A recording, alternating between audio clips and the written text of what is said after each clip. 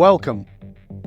Is it possible to participate in a conversation of change without being the leader who speaks first and then everybody sort of nods along or sycophantically just follows whatever it is you said? Or for that matter, what if you're one of those leaders who likes to speak last? If you are, is it possible that some of your people feel like their ideas were dismissed or you stole their ideas? How can you and I be co-creative leaders? Is there any way we can ensure that our people remain creative and brilliant just like when we hired them? And equally important, stop those brilliant people from becoming conformists once they're inside of the culture. Well, that's where we're going over the next 2 episodes with our special guest, Steffan Surdek. He is got a very practical structure for leading by including others. So stay curious and stay tuned. Welcome to the Dov Baron Show. Come for the stories, stay for the learning. Join the movement of deeply curious learners by hitting that subscribe button right now. The Dov Baron Show is not just another podcast, it's your passport to unparalleled insights. Each episode features the wisdom of global leaders, scientists, entertainers, philosophers, theologians, and journalists, from astronauts who've traveled the vastness of space to presidential candidates trying to make sense of the world on the brink. We dive deep into the most intriguing minds. For the next 2 episodes, our special guest stories and insights will captivate and inspire you. Hit the subscribe button and become part of our global community today. Our guest for the next 2 episodes is Steffan Surdek, who will guide us through examining how we, as leaders, can take the weight off our own shoulders and lead by inclusion. Steffan believes that enabling people to actively contribute to a greater cause and make a difference in an organization galvanizes the team and helps leaders to develop their co-creative leadership skills. Steffan is an in-demand leadership development coach and global corporate trainer. He founded Surdek Solutions, a company specializing in leadership development in Montreal, Canada. He is the creator of the corporate training Bullshit Cards. We'll talk more about those later. And his latest book is The Way of the Co-Creative Leader. Ladies and gentlemen, please put your hands together, turn up the volume, and help me to welcome Steffan Surdek. Welcome. Woo! Woo, woo, woo! Hey, Dov, thanks for the welcome. You're welcome. It's good to have you here, mate. I enjoyed our previous conversations. I found it very insightful. Your journey has been an interesting one. I know you've got a lot of value to add to our audience, and I want to start where I always like to start, which is I think that oftentimes people are listening to the show or listening to a podcast on leadership, and there's this persona, this person who's made it big and is all that in a bag of chips without a context of where we came from. So in the context of your emotional source code, which you know is my specialty, what is the context we need to understand in order to understand you and where you're at today, how you come at this idea of co-creative leadership? So for me, my background is interesting from the point that I really started from a technical world. So I did a lot of software development in my life. I did that for about the first 18 years of my career. And eventually I got tired of being on the technological wheel and having to learn this technology and that technology and the other thing. So instead, I kind of repositioned myself in my career to be more like the big brother on the teams that I was working on, and to be more the person that was guiding and supporting others. And eventually that led me to the coaching world, and it led me to kind of work on my own leadership in interesting ways. So let's go back a bit there, because you said you started out in the technology side of it, the tech side. Was that something that interested you from being a kid? Oh, yeah. Like when I was a teenager, I started on the VIC-20. And what's the VIC-20? For those oh, my God. Oh, my God. Okay, now I'm really dating myself, apparently. Oh, no, I just have no clue. I'm not a technical guy. So it was a computer back in the 80s, one of the first computers, and it didn't have a lot of memory. There wasn't much that you could do with it, but it came with a programming book that taught you the programming language that you could use. And I got curious and I said, what can I do with this? And I remember one day I had done something that showed you the breakdown you see for the playoffs, when you see the teams that are in the playoffs right now, the big visual that they had. I made a visual like that on my computer, and I called my mom upstairs and I said, come see this. And she went, oh my God, what did you do? And she thought I broke the thing. So I started there.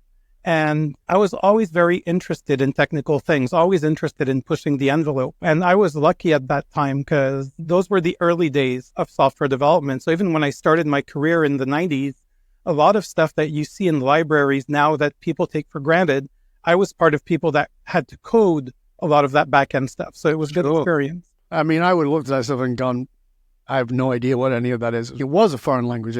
Quite literally, it was a language, right? Yeah. Were you that even as a little kid? Were you that sort of dismantling person or building person as a kid? Do you know that? I didn't tend to dismantle things, but the computer side of things always interested me. All right. Like the technical side of how to build, how to think through those problems, how to figure out things. It was kind of my version of doing a puzzle. So if you're in that and you're so embedded in that, what happened that caused that shift to become less technical and more human-centric? Because that's often the greatest challenge for technical people is that, oh, you're really great at this and you've taught all these people to do this and you're really good, and let's promote you, and now you're crap because you don't have any human-centric skills, is something that a lot of leaders deal with. So talk to us about that twitch that went over. So for me, it was really about getting tired of applying for jobs and having headhunters look at my resume and go, oh, no, but you don't have this technology or you don't have that technology. And I always knew I could pick it up and learn. And I got tired of having to prove myself to people like that. So I intentionally moved myself a bit more away from the technical side. And I still have a technical side. My setup here for videos and all that is very technical. And I enjoy doing that. But for work, I had to move away from that and go do something different and discover something different. Okay, you made this decision to move away from being the technical guy to being the more human-centric with the coaching, et cetera, et cetera. How did you come to this idea of co-creative leadership? Because for me, it's interesting, even when we spoke last time and you told me about your technical background and then your coaching background, and I thought, it's interesting. You're in the leadership space, yet you're in the technical space, and it's kind of like this idea of co-creative. In my mind, it's maybe completely wrong. It's like you have to work with others in creating something in the technical space you're in. And now you're in the leadership space. Is that how it came about, or am I just making up nonsense? You're making up nonsense at this point, but it's all good. What essentially happened for me was that when I started coaching, I was what I like to call the raw coach, because I was always a high performer in my life. So it was about getting people to work and I would give them the drive type of thing. And when I started in coaching, I used to be the raw coach. And I used to push people, I used to drive people. But then certain clients would look at me and it's like, what do you mean is what I'm saying bringing value? That's hurtful, Steph. And kind of put into question my leadership. And it happened even before the coaching. In the job that I had, I was trying to help the people on my team become better and deliver better at what we did. And people would take it as you're being demanding, you're arrogant, you're not cool, you're never happy with what we do. And those two things together really forced me to question how I was being a leader and what I was creating with my own leadership with the people around me. So in a nutshell, of course, we're going to dive deep into this, but in a nutshell, what is co-creative leadership? Co-creative leadership for me is a mindset. So often there's this paradigm inside organizations, inside big corporations, where as a leader, you need to know all the problems. You need to bring solutions to your team. You need to have all the solutions. But what I've noticed over the years is that when leaders do that, people don't feel heard. People don't feel that it's their ideas. The biggest challenge in organizations that I see is that people on the ground, they know the problems. They have an idea of the solution, but we need to ask them. So that's a big part of co-creative leadership. If you want people to bite in, you need to give them a voice to talk. And as I said in the introduction, oftentimes old school leaders would go first and everybody sort of sycophantically nods along. Oh, yeah, okay, yeah, great idea, boss. Or on the other side of it is now leaders learned, oh, no, speak last.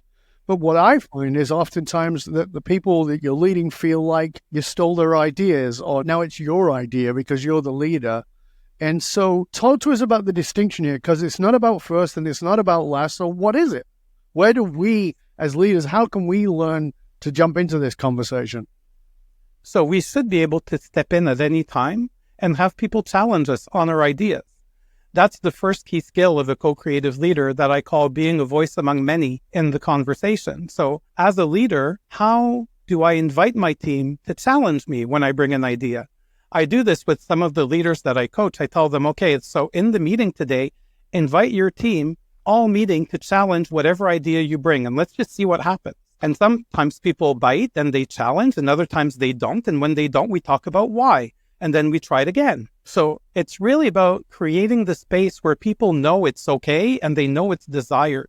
But it's one thing to say it's okay. It's another thing for people to have the courage to do that, particularly if they've grown up in environments, and it might be the environment they're in right now, from a career point of view, that they've grown up in environments where they got slapped if they challenged an idea, or they got a dismissal slip pretty quickly and some bullshit excuse about why we're letting you go.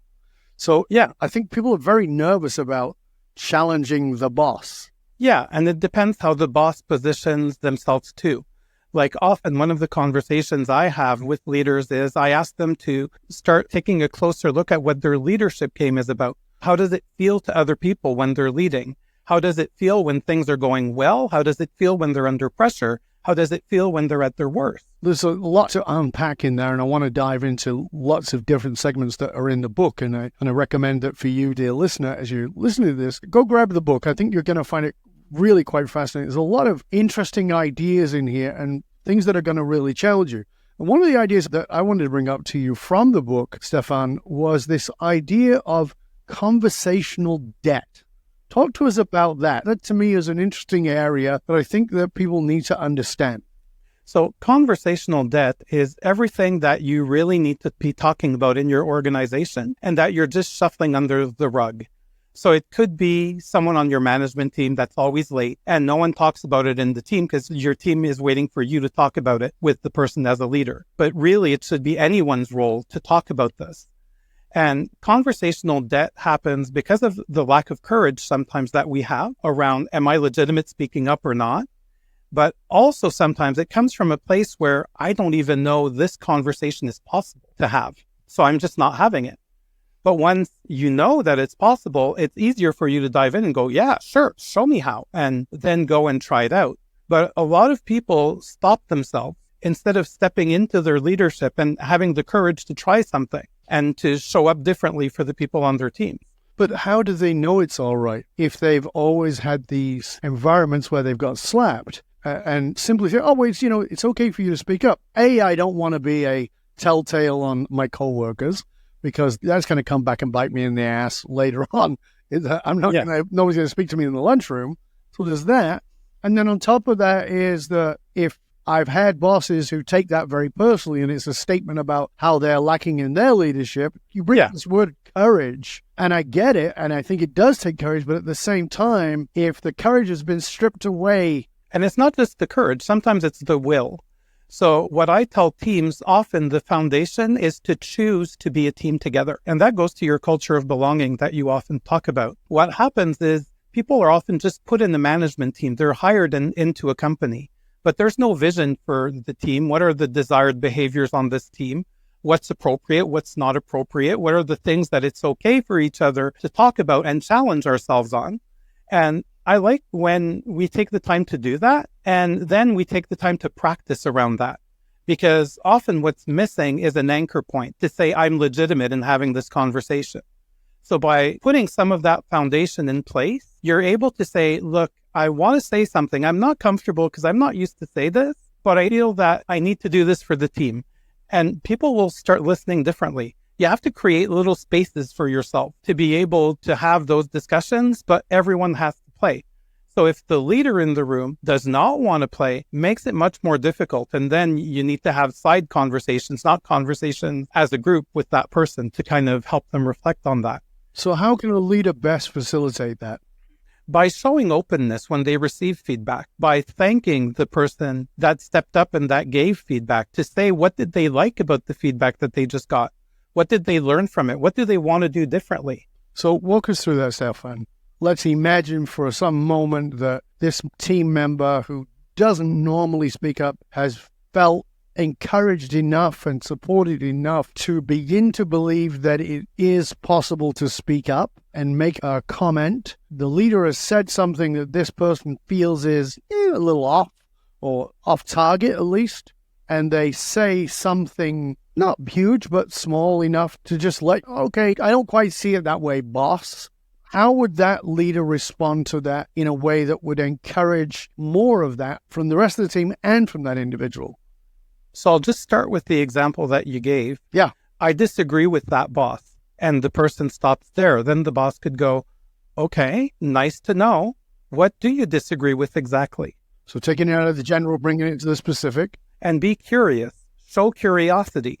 Oh, I didn't see it that way. That's a great idea. Does anyone else agree with this?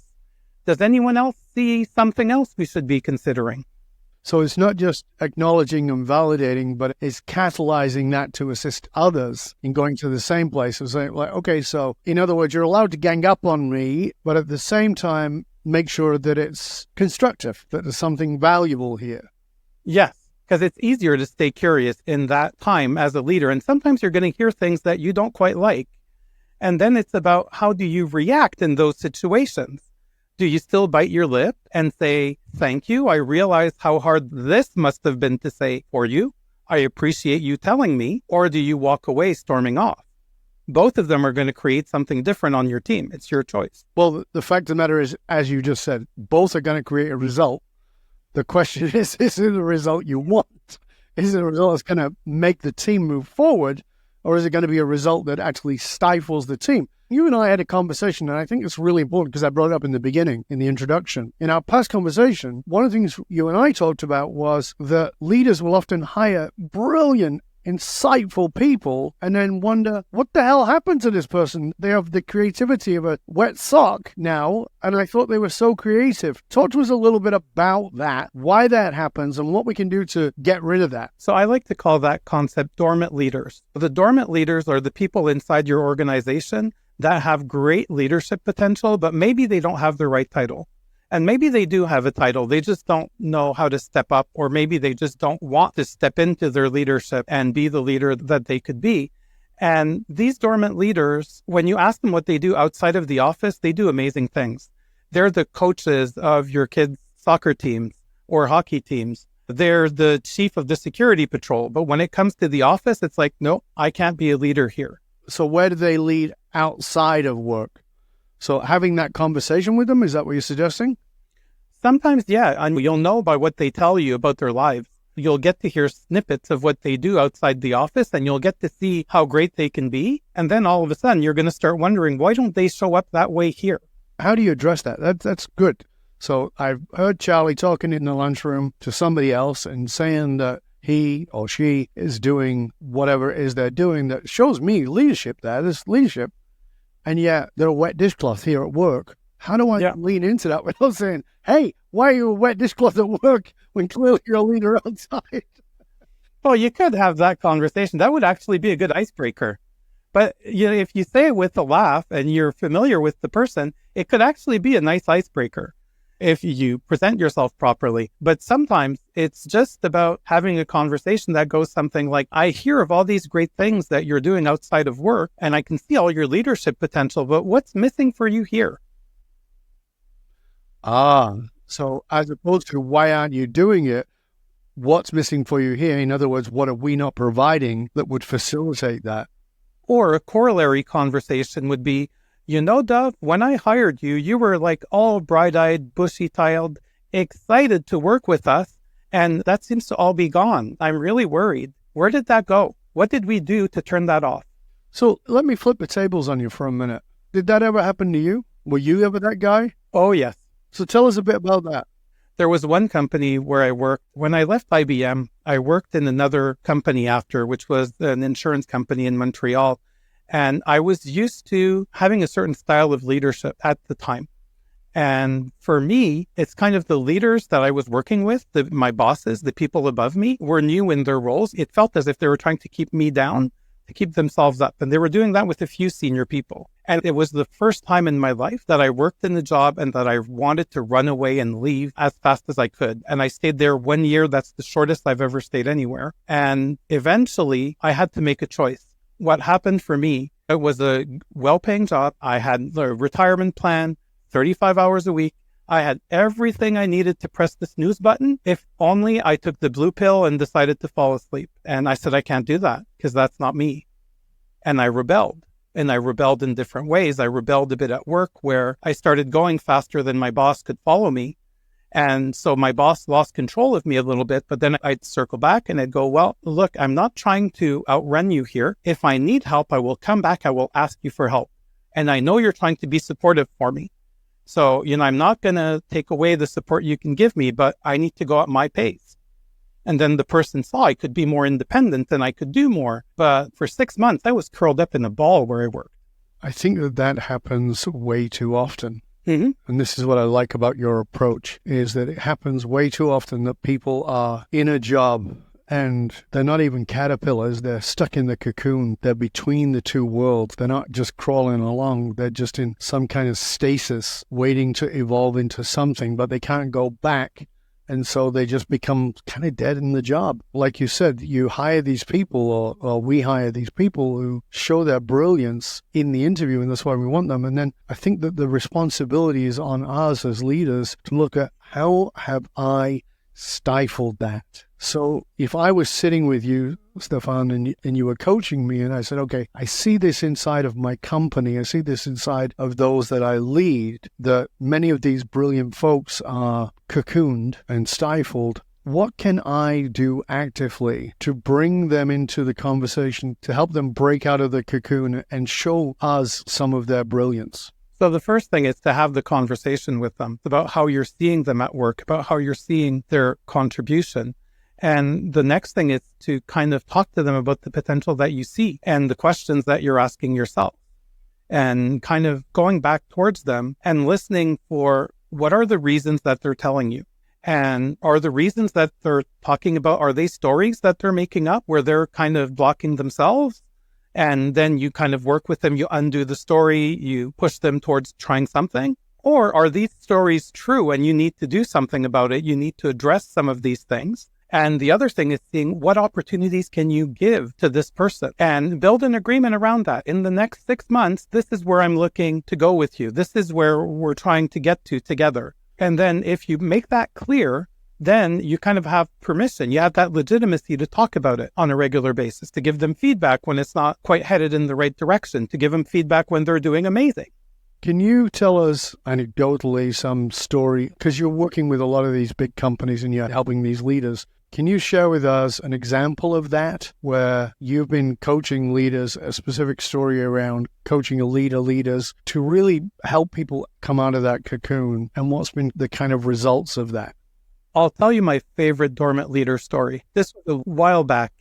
I was working in a company and the director was telling me about this team lead that had a lot of potential but was holding back. And this person had a developer role at the time. So I went and I spoke to the person and I asked him, I said, how are you feeling here? What's going on? How are you seeing things? And he tells me how in his job as a developer, he feels a bit like a monkey in his job because he doesn't have any creativity. The business analyst that does the work ahead of him gives him so much information that he just executes whatever the business analyst put in there. And he tells me, in that situation, I'm just miserable in doing my work. But then he looks at me with a smile. He goes, but I have good news. That the business analyst that works with me is going on maternity leave soon, and I'll be taking her place. So I go, well, isn't that interesting? You must be excited. And he goes, yeah, I am. So I go, who are you going to be working with? So he says, well, I'm going to work with Joe. I'm going to work with Nancy. I said, okay, so tell me this. What are you going to do as a business analyst so that I don't have a conversation with these two people in 6 months and they tell me the exact same story that you're telling me now? And he looked at me like, I can do that? I said, well, do you want to? That's the first thing. So I helped him see the possibility. It was up to him to step up and do it, which he chose to do. Yeah, I think that most leaders fail to recognize. I give you an example. Oftentimes, people will make complaints about millennials or Gen Z. And every generation that has come before the next generation has complained about the younger generation for millennia. This is not a new thing. But every now and then, let's say a baby boomer leader who's very happy with a new millennial leader, and they're doing all the right things. And I'm saying, yeah, but are they? And they go, what do you mean? I go, they are just mimicking you, and that's why you see it as good. And I think that oftentimes leaders don't take responsibility of understanding that people are going to step into whatever it is you've set them up for. And so in the example you just gave, that person thinks that they have to lead the way they were led, even though it sucks. And so you're going to make the people below them feel like monkeys just like he did, as opposed to saying, is there another way? And this really, to me, speaks to the root of your work around this co-creative leadership is don't just lead the way I've led you, but how else would you lead? And I really like that about the whole philosophy of what it is you're doing. Yeah, what I like is really to challenge people to think differently and to see their own limits. When I talk about the leadership game, there's some aspects that are positive, there's some aspects that are negative, but all of those are all parts of you. And let's say that you consider one of those parts, let's take being stubborn. You take that as being a really bad thing. Well, isn't it good sometimes in life to be stubborn? Aren't you happy you have that superpower? You just need to use it at the right time. So when we see these things, these aspects of us as just different parts of us that all live inside of us, and we just need to accept them. We just need to give them the proper space to know when it's the right time to let them out, to know when it's the right time to dance with them. Then we can be a better leader. But it's not about judging ourselves. I see so many memes on LinkedIn. A good leader is this, a bad leader is that. All of that is bullshit. Of course it is. It's context in my work around the shadow. Your shadow is a brilliant thing. It's just not a brilliant thing all the time. Neither is your sunny personality a good thing all the time. It's like sometimes that's bullshit and everybody can see through it. And other times it's like, it's fantastic, it's uplifting, but it's knowing, having enough self-knowledge to recognize where the aspects of myself are best suited and make room for them. We're already at the end of part 1 of the show. I want to make sure that people can find you, find out more about the book and all your resources. Could you please tell people where they can find out more about you, Steffan, and book and other resources you have? So the main place, if you want to see some of what we do as a business, is to go at surdek.com. Surdek.com. And if you go in the blog, you'll find there's close to 200 articles now, videos, recordings, all around leadership, co-creative leadership and whatnot. If you'd like to know more about co-creative leadership, you can purchase my book by visiting co-creativeleadership.ca, and it'll show you all the places where it's possible for you to buy the book. And you can also feel free to connect with me on LinkedIn if you'd like to chat, if you'd like to exchange. I have a newsletter I publish every couple of weeks where I share some of these insights as well. Beautiful. And we'll, of course, make sure that all of that is shared in the show notes so that you can find Steffan, you can find out about his book and all the other resources he has. We're going to be back in just one click for part 2 of our delicious conversation with Steffan Surdek, who is teaching us about co-creative leadership, helping us to understand how we can invite people in so that we can serve together and serve better. We're going to be back in just one click, so stay curious, my friends. Stay curious.